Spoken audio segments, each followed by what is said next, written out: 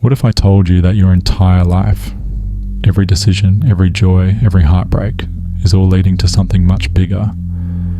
That death isn't the end, but just a doorway to something unsettling? Welcome to the dark side of the egg theory, a perspective that takes a well-known theory for afterlife and twists it into something far more mysterious and perhaps terrifying. Before we dive into the darker implications, let's first understand the egg theory itself. If you haven't heard of it, it's a fascinating concept that comes from a short story written by Andy Weir, the same mind behind The Martian.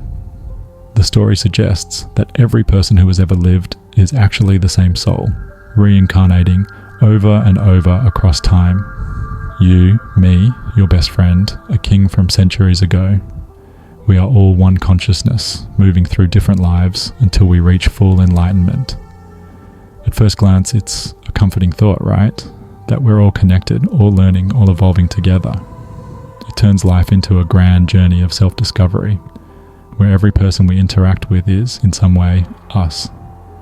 But what happens when we look at the darker implications of this idea? Think about history for a moment. Every war, every tragedy, every crime, if this theory is true, you've been on both sides of every conflict, the liberator and the oppressor, the victim and the villain.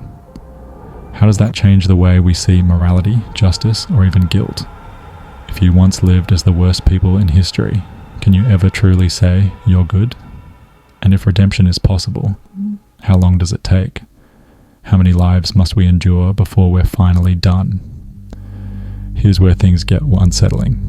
If we are all the same soul, then that means you weren't just the hero in past lives. You were also the villains. Every tyrant, every murderer, every person who has ever caused suffering, you've been them. You've lived their lives, made their choices, felt their emotions. That means that at some point, you've inflicted suffering on yourself in another life. Now ask yourself, if that's true, do we deserve forgiveness? Or are we forever trapped in a cycle of punishment and redemption? This also raises another disturbing thought. If we are constantly reincarnating, does that mean free will is just an illusion? If every action we take is predetermined by this grand learning process, then do our choices even matter? Maybe we think we have control, but in reality, we are just following a script written by forces we can't comprehend. Another eerie possibility is that this cycle isn't some grand spiritual journey, but a prison. If we reincarnate endlessly, always learning, always growing, when do we get out? And who or what is keeping us here? Imagine playing a video game that never ends. No final level, no exit. You finish one life, only to be thrown into another, forever. What if enlightenment isn't a reward, but a threshold we'll never actually cross? Like a hamster on a wheel, always running, never escaping. Some interpretations of reincarnation suggest that the cycle is a test, that we must achieve some kind of spiritual mastery to break free. But what if that's just another trick? What if the idea of enlightenment is just another level of the illusion, keeping us engaged in the cycle, preventing us from ever truly waking up? If this cycle of reincarnation exists, who or what enforces it?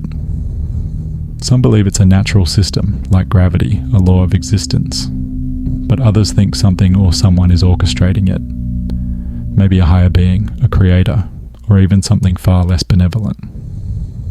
In some spiritual and occult traditions, the idea of the soul trap suggests that after death, instead of moving on to true freedom, we are deceived, lured back into the cycle with promises of redemption, learning, and spiritual evolution.